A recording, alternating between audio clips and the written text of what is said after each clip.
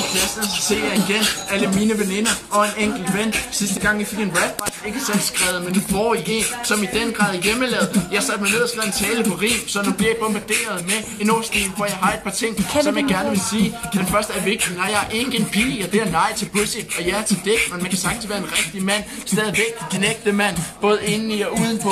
På definition burde det nu være lov. Nå, ups, det var et lille sidespring, men jeg er ikke en pige. Gud, jeg kører i ring. Måske er det, som jeg egentlig står og siger, det var pissefedt at være en af jer piger, når jeg blev ikke student.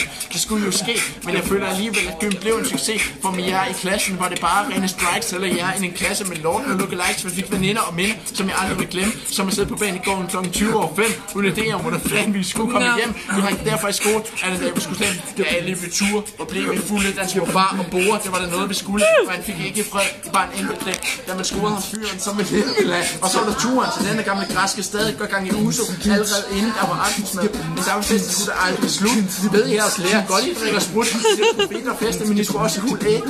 Det kom de mange, som I virkelig kan bruge. For en nød skulle bare at være i klassen. Jokke med masten, eller diskutere Twilight med lasten. Så var det haver døde, når vi havde dansk efter 2 år. Kunne stadig ikke fatte spansk historie lærer. Så mange kunne lide, selvom interessen hverken var renaissance eller krig. Og Jonas, min ven, ville jo næsten piger. Vi holdt os udenfor, hvis der var en trier. Og måske var der både hjemmeværende og SFU, men en god kammerat, det var du sgu.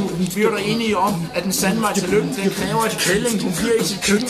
Pænt sjovt at lege mandsjuvenister. Det skulle man ellers gøre i en klasse af feminister. Men for nu lige at opsummere, så jeg skulle kede vores stunder, ikke blev flere, og på så udkomning og hønsegård, så var gymnasiet 2 af mine bedste år.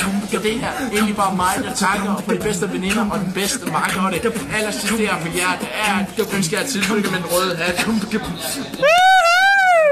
Yeah, Joel!